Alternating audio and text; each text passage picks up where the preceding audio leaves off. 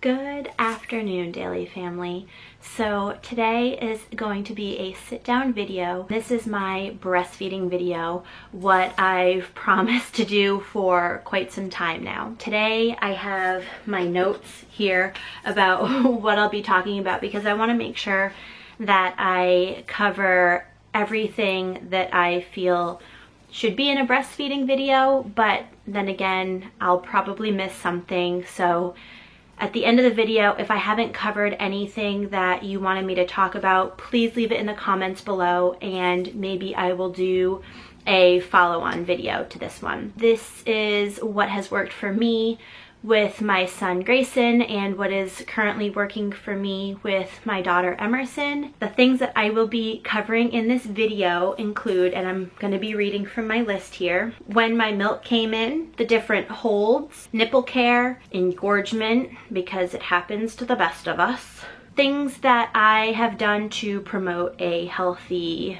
milk supply, so supply and demand, knowing whether your baby's getting enough, and what I have found to tell that my babies are getting enough. Foods that I have to avoid in my diet and just diet in general, and this is kind of along the lines of promoting a healthy milk supply. Breastfeeding accessories, so like nursing bras, nursing covers, nursing pads, pumps, that sort of stuff. Pumping, that whole thing that we have to do if we want to bottle feed our baby's breast milk, or if we're going back to work and we need to pump in order to give the baby a supply for daycare or childcare, whatever care they're in. And then that kind of flows into the going back to work and continuing to breastfeed. So let's get on with the video. Before I go into any detail with this video, I do want to put a disclaimer out there. I am not a lactation consultant. I am not a doctor. My opinions are my own. These are the things that worked for me. These are the products that worked for me. And this is, again, my breastfeeding journey. So I don't expect anyone to have the same breastfeeding journey, and obviously I would want you to consult your doctor or your lactation consultant or specialist if you are having any issues. I will have to say I do know a lot about it because my mom used to be a lactation consultant, so that's where I get a lot of my information, and she helped me so much when I started breastfeeding with Grayson, and so that's where I'm getting a lot of my information from, through my own experience and the things that my mom has told me. But that's the end of this disclaimer. On to the video. What is working for me? Well, I'm going to be talking about all of those things, but just a background. I breastfed my son Grayson until he was 15 months old. So with that being said, what worked for me and Grayson, I was planning on doing the same thing when I found out that I was pregnant with my second child. I said that I was going to be breastfeeding and that I really wanted to do that for as long, if not longer, than the 15 months. I always knew that I wanted to breastfeed, but in the beginning, before Grayson, I didn't know if I would be able to. I do have breast augmentation, so with the surgery, I had no idea if I was going to be able to produce milk. That's something that I asked my plastic surgeon, like, listen, I do plan on breastfeeding my future kids. I was told that you should be able to. So fast forward with Grayson, I had no idea what it was going to be like. Luckily, I was able to produce milk and in enough supply that I was able to breastfeed. So I knew with my second child that I shouldn't have an issue because I was able to successfully breastfeed my first. When I started breastfeeding with Grayson, I was on what they call a standard American diet, which is just, the norm that 90% of people eat, chicken and fish and burgers and the standard American diet. When Grayson was 8 months, I believe, I decided that I was going to do a challenge and become fully plant-based have a fully plant-based diet. That messed up his little intestines a little bit because he just wasn't used to me eating so much fiber and fruit, like the citric acid in the fruit. So I had to kind of cut back on too many raw fruits and vegetables just because his little stomach couldn't handle it. With Emerson, I've been plant-based from her inception, so she's never known anything differently. So I think that her little digestive system is a bit more used to it. I don't know if she has a milk protein allergy or a dairy allergy or whatnot. I wouldn't be able to tell because I don't consume those things. But with Grayson, he never had really anything, like he never had an allergy. This video is kind of hard to figure out like what sections I want to talk about. I make sure first and foremost that I am eating enough calories and that I am drinking plenty of water. And there are certain like herbal supplements and things that I've heard that you can have that will boost your supply. I've never had to take anything, I guess, in order to do that. But there is one thing, actually two things, that I have tried that may have increased my supply. So the first is this organic mother's milk tea. So this is a caffeine-free herbal tea, and apparently it is to promote increased milk supply. I don't know, but it tasted good. So I've had that, and then also I don't have the actual cookies, but I do have the little magnet that they provided. This is the brand Milk and Cookies, and they're basically just oatmeal cookies with nuts, steel cut oatmeal cookies with nuts and chocolate chips and things like that. And I've heard that steel cut oats helps you to boost your supply. When I bought the cookies, they sent this little magnet that has some breast milk storage guidelines on it that you can just put on your refrigerator, which I thought was nice. There are some foods that I do have to avoid because I've found that it upsets Emerson. Basically, this is just kind of trial and error, but from the beginning, from when she was born, you know, I'm Italian, so I like to eat, you know, like garlic and onions and things like that. Well, I found that raw onion, red, yellow, or white onion, really tends to make her like gassy, I think, and upset and just unsettled. So I've avoided those things. Spicy foods I still have, and it doesn't seem to bother her. Foods that tend to make me gassy pretty much end up making my daughter gassy as well. So I try to limit those foods because I'm not going to avoid like asparagus and Brussels sprouts and like leafy greens, things that are really good for me, but I am trying to limit quantities of those, so like beans and things like that. My milk came in, so I was like 36 weeks or 35 weeks, and I noticed that my colostrum was coming in because I started wearing my breast pads. And I'll get into accessories, but I wear these, and I noticed like this yellowish, just very minimal discharge on the breast pad. And I believe I was like 35 or 36 weeks pregnant at this point, so I knew that my colostrum was coming in, and this is with Emerson. When I was in the hospital after I delivered, I believe it was like the second day, so like 48 hours, between 36 and 48 hours, my milk had come in. And I could tell because I was just very full, and I felt the letdown, and so my milk came in between 36 and 48 hours. Let's talk about engorgement, because when my milk did come in, Emerson is newborn. She's teensy tiny, and like my breast was larger than basically her entire body. Newborn stomachs are like basically the size of a thimble. And so I had all this milk coming in, and she wasn't draining the milk. She wasn't emptying my breast. And so I had engorgement. and I didn't want to pump at that point because that would put me in an oversupply, and I wanted to maintain my supply based on her demand, and I didn't want to oversupply. So I didn't want to pump. So what I had to do was I had to hand express milk in a warm shower. I let the hot water hit my chest, and then I just did like a little bit of hand expression.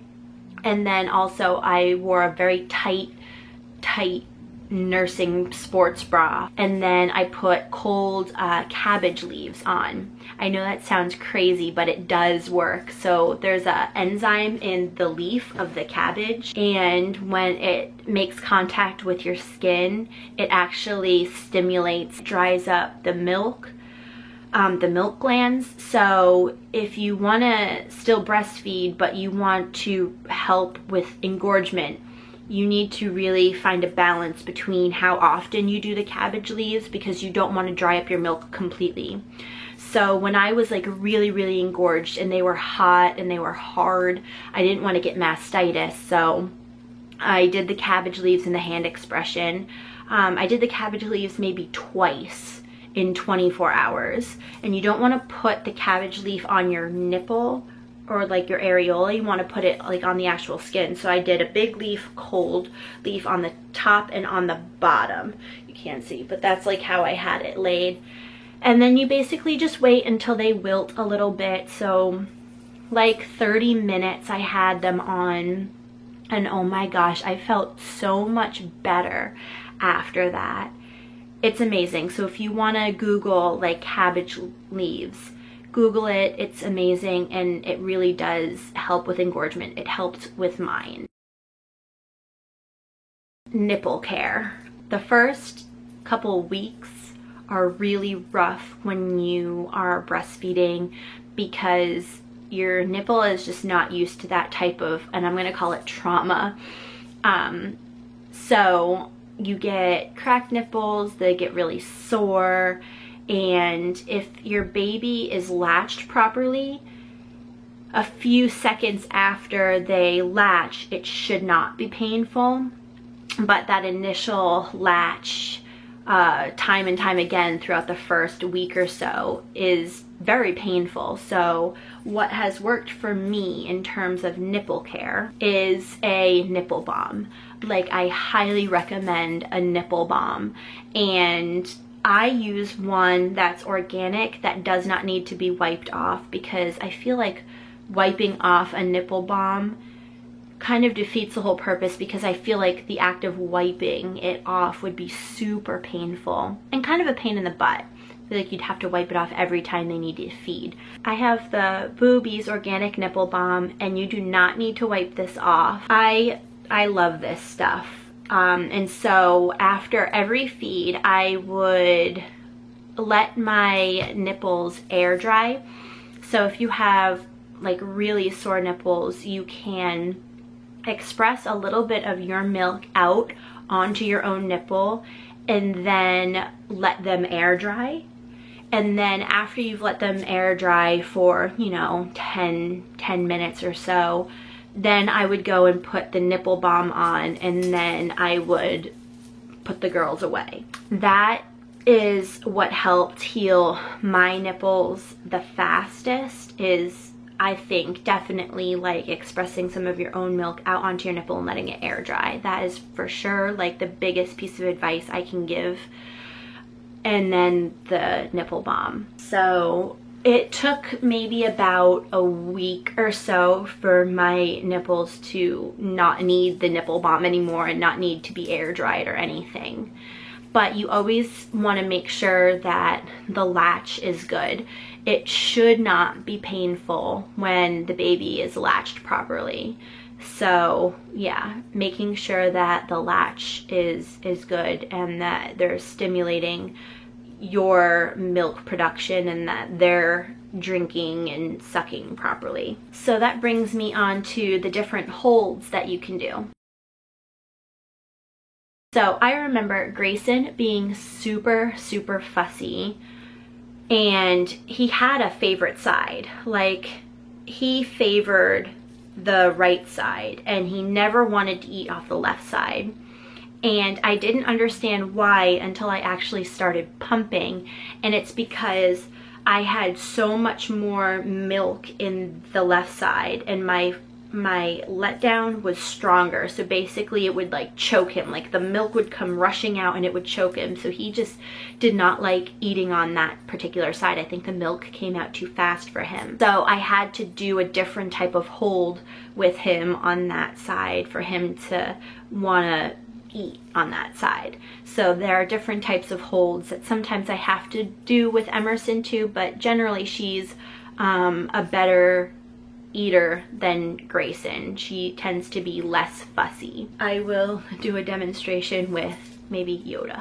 All right, so this is going to be our baby prop for today, and I'm just going to show you a few of the holds that I do with Emerson. But basically this is just like, I'm gonna call it the classic hold, where you're holding your baby in this arm and they're feeding on this breast. And this is the one that I use most often. It's the most comfortable. I have the boppy pillow, like pretend I have the boppy pillow here, and this is just like the most comfortable. Then there is the cross hold, and this is pretty good for when you need to like maneuver your nipple around, I guess, and you have like more area, I guess. It's just a different hold. Maybe it gets their head in a different angle, but you can hold them in the opposite arm of the side that you're feeding on, and you can maybe support their head or support your breast or your nipple, because a lot of times if you have larger breasts and it's resting on the baby's chin, that could produce some problems. So if you want to like hold your breast up and like use these two fingers to support like the nipple or the nipple placement, that you can do this way. Then there's the football hold. So you're holding your baby in the same side arm as the side that you're feeding on, and they're just coming at your nipple from a different angle. So their mouth is going to latch on at a different angle. So if you have cracked nipples like this way, like up and down, because basically like you're doing this the whole time, their mouth is getting your nipple like this way, you know? Is that making sense? So if you do the football hold, their mouth is coming in at a different angle. So now their mouth is coming in at this way. And so if you have cracked nipples, this hold might give your nipple kind of a break, and the baby is coming in at a different angle. Also, if you feel around your breasts, there's different like milk ducts.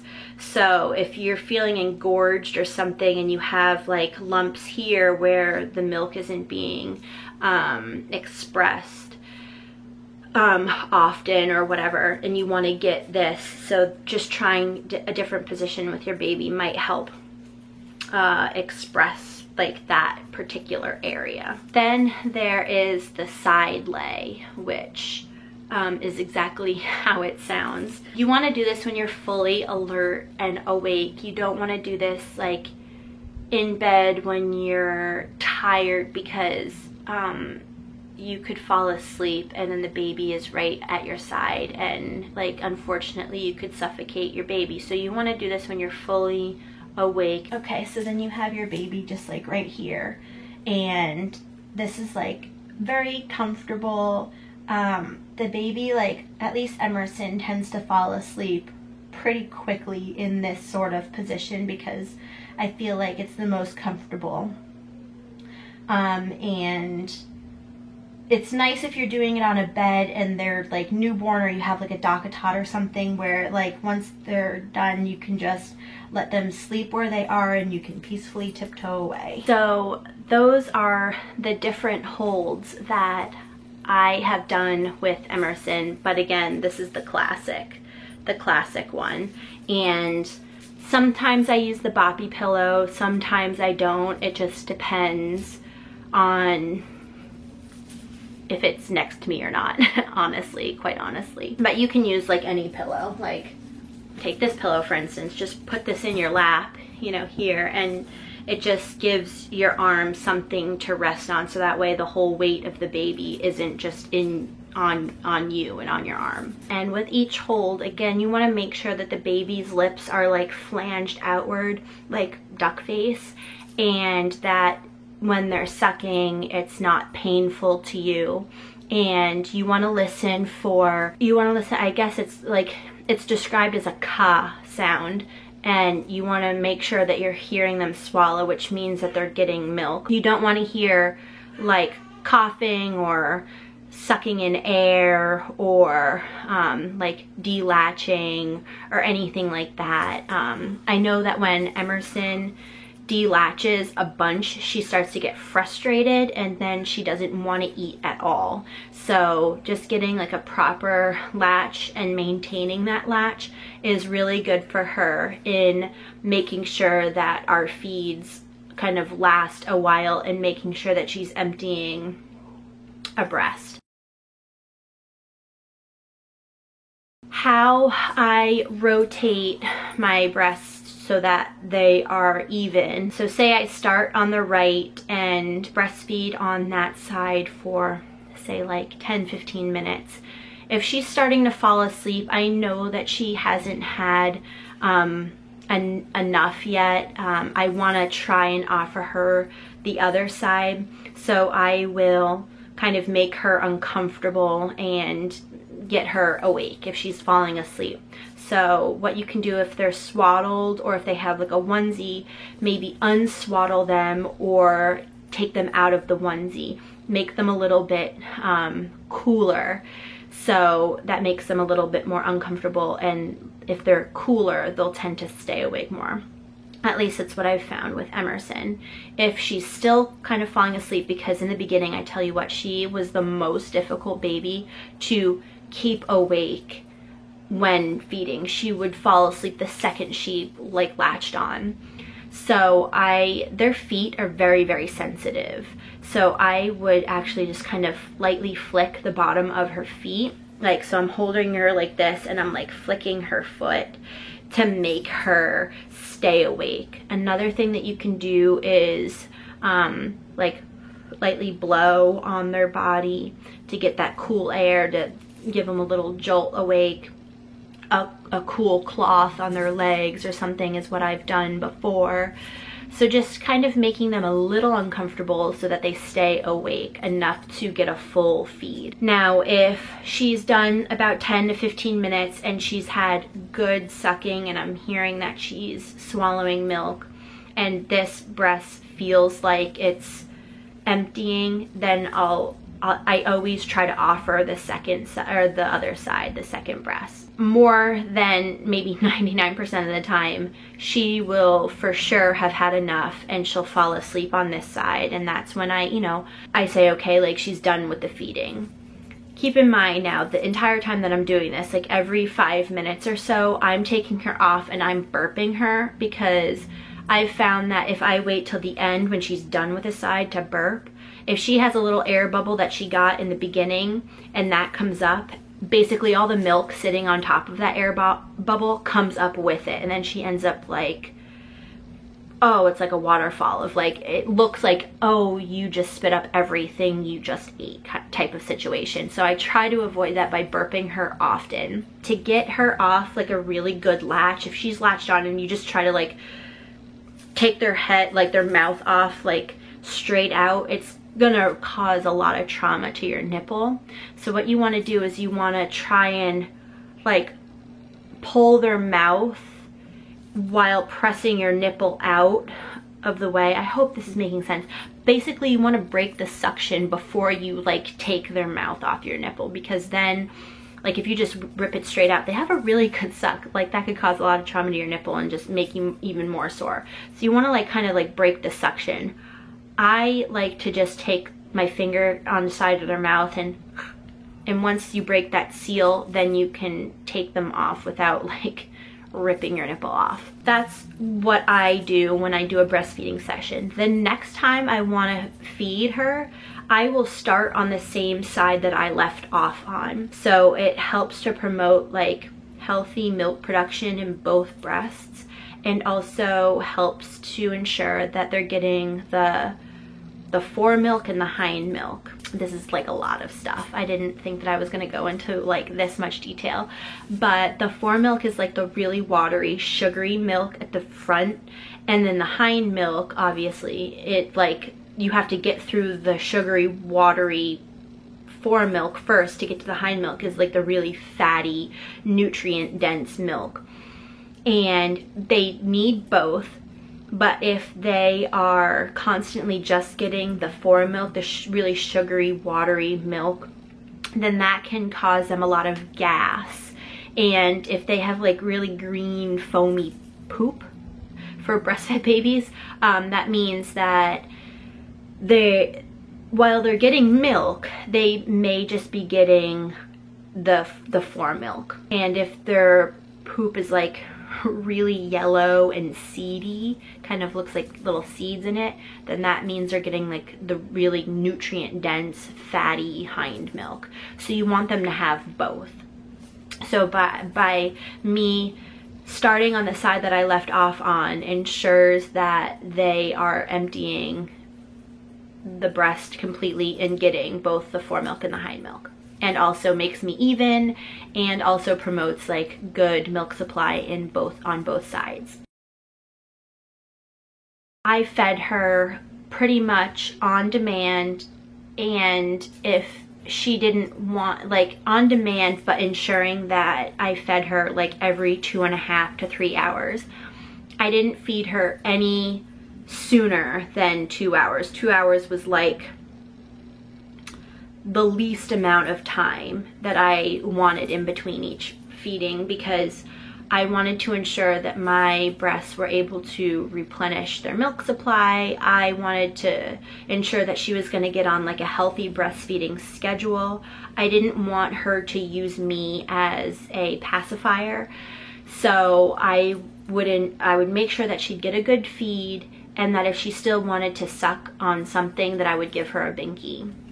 But yeah, making sure that she got a good solid feed, and then at least 2 hours I would do the next feed. In the very beginning, when she was newborn, I wouldn't go more than 4 hours between feedings. I would make sure that she definitely ate between 2 and 4 hours apart from one another. At nighttime, because she was so tiny at the beginning, I made sure that I woke up to feed her every 3 hours at night. Now I only do on-demand feedings at night, so I won't wake her up to feed her. I'll let her wake up, she's hungry, and I feed her. I don't wake her up anymore. But for the first probably 3-4 weeks of her life, I made sure that she got a feed in like at least every 3-4 hours at night. During the day, yes, definitely, like every 2 to 3 hours I would feed her. All right, so let's talk about pumping.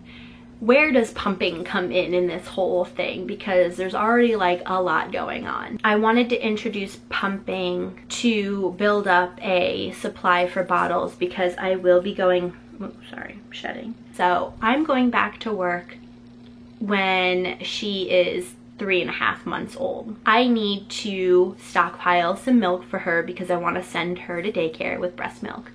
I didn't want to start pumping in the beginning because, like I said, I wanted my supply to be according to her demand and not have an oversupply. Now I am pumping, but I only started pumping about 6 or 7 weeks in. But basically at that point I started to pump anything that she didn't finish. So I would feed her, I would offer both sides, and then whatever she didn't finish, I would then pump both sides.